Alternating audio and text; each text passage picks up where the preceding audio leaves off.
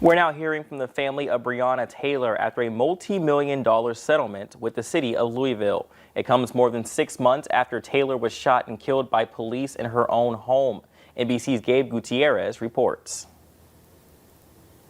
Breonna Taylor. This morning, the family of Breonna Taylor says the $12 million civil settlement is only a start. I don't know that you can put a dollar amount on her life.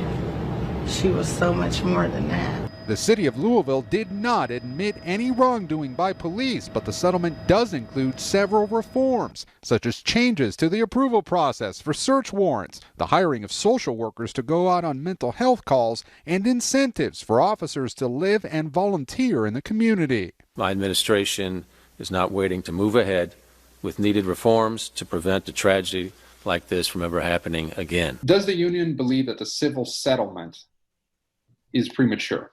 In our opinion, yes.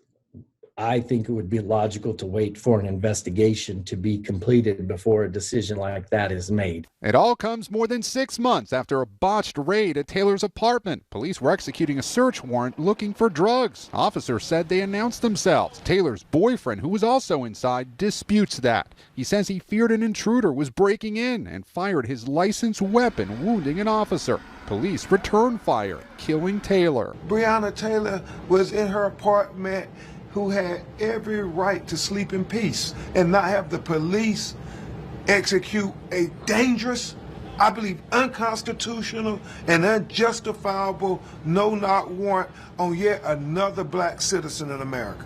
Her family says no drugs were found in the apartment, and they're now calling for at least second-degree manslaughter charges against the officers. Not only did they cause the death of someone else, they put other individuals at risk. One of the officers there that night has been fired. His attorney declined to comment. The other two are on leave. How important are charges for these officers?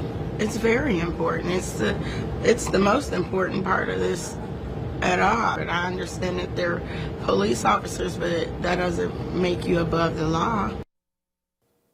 Sources close to the matter tell NBC News that the Breonna Taylor case could be presented to a grand jury as early as this week. But Kentucky's Attorney General says there is no official timetable. Well, still ahead at noon, Howard and the Mr. Food Test Kitchen has an afternoon treat that's so good.